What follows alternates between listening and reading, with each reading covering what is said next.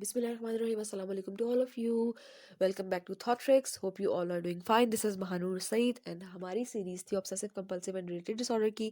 आज इसका last disorder discuss कर रहे हैं, दैट इज ट्रिक्टोटाइलोमेनिया। ट्रिक्टोटाइलोमेनिया डिसऑर्डर का जो नेम है वो इंडिकेट, हम इससे जो है वो पता नहीं लगा सकते कि हम इस डिसऑर्डर में क्या पढ़ेंगे, because it's a very different term.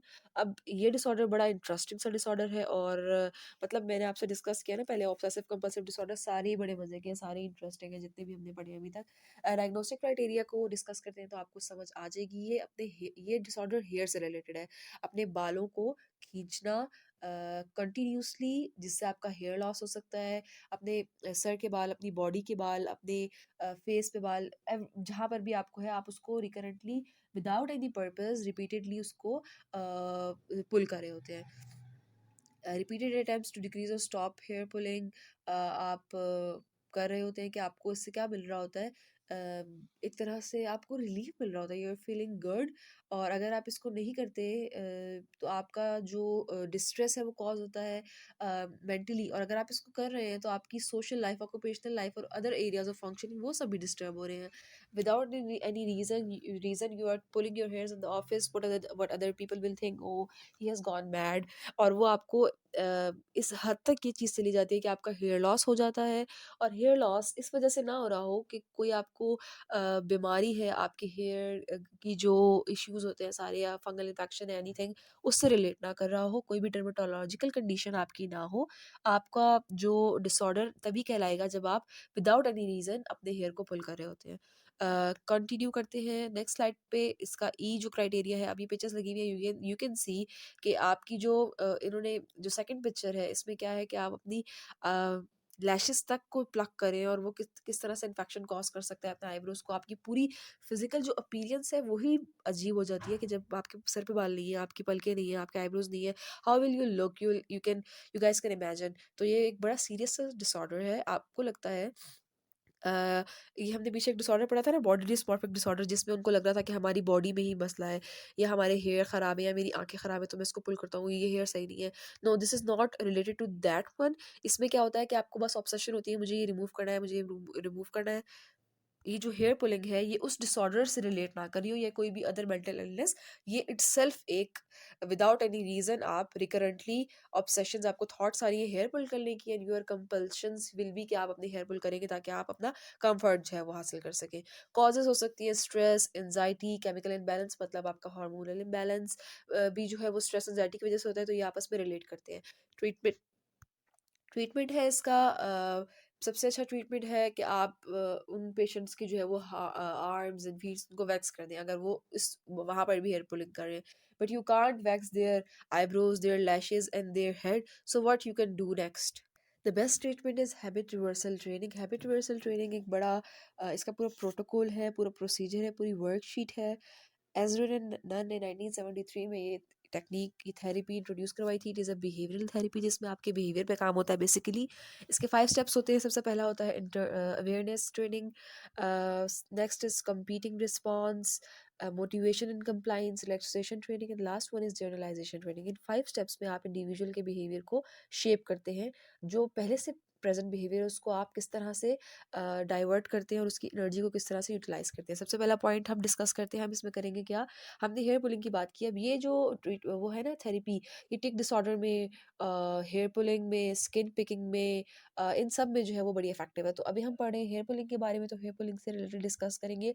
Awareness training, सबसे पहले तो आपने क्लाइंट को इंटरनली और एक्सटर्नली अवेयर करना होता है कि why are you doing this, आपकी क्या थॉट्स होती हैं उस टाइम पे, आपके क्या इमोशंस होते हैं, और ये बिहेवियर आप क्यों परफॉर्म कर रहे होते हैं, इसके रीजंस क्या है। आपने इन क्वेश्चंस का आंसर उनसे लेना है। अगर उनको नहीं पता, then you will aware them कि आप विदाउट आपका जो you can say repetitive unnecessary irrational believes and thoughts हैं ये कॉज करिए। आपने उनको अवेयरनेस देनी है उनकी इस डिसऑर्डर के बारे में कि आपको ये मसला है, this is a disorder, this is not normal.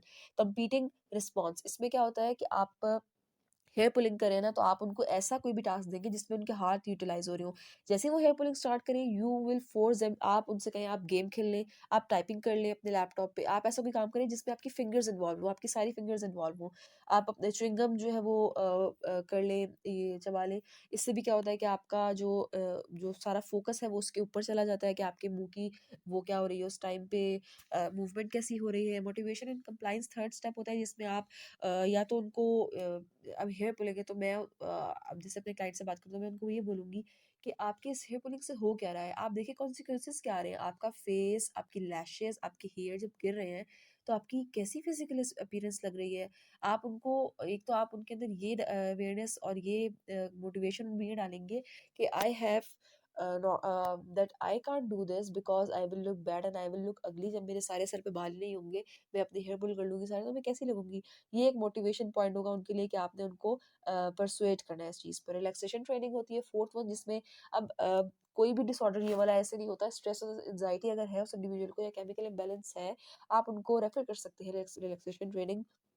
Relaxation training में होता क्या है, योगा होता है, फिर आपके सारे मसल्स को पेयर की फॉर्म में रिलैक्स करते हैं। स्टार्ट करते हैं आइज से, ये मैंने पिछली वीडियोस में भी डिस्कस किया हुआ है। Eyes, nose, jaw, mouth, neck, shoulders, arms, thighs and feet. अब कैसे रिलैक्स करना है, सबसे पहले आपने अपनी आइज को जोर से बंद करना है 5 second and then release slowly. आपको खुद महसूस होगा कि आपका जो स्ट्रेस है थोड़ा कम हुआ है। आपने अपने जो शोल्डर्स हैं उनको टेंस करना है 5 सेकेंड्स के लिए मसल्स को, और फिर आहिस्ता आहिस्ता रिलैक्स करना है। You will feel so much relax. आपका सारा फोकस इस पर चला जाएगा।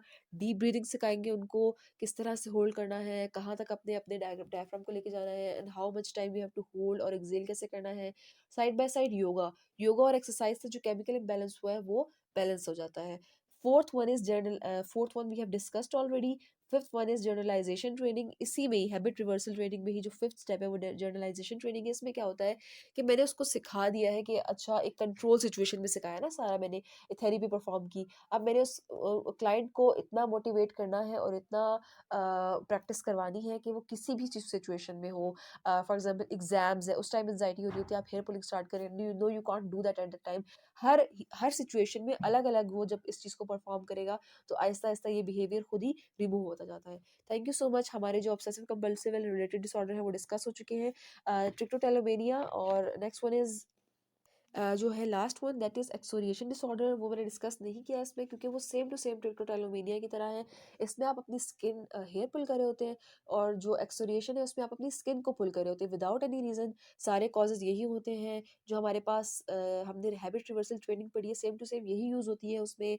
और डायग्नोस्टिक क्राइटेरिया भी इस तरह से मैच हो रहा होता है। सिर्फ कहाँ, जहाँ पर हेयर की बात हो रही है वहाँ पर उसमें स्किन की बात हो रही है।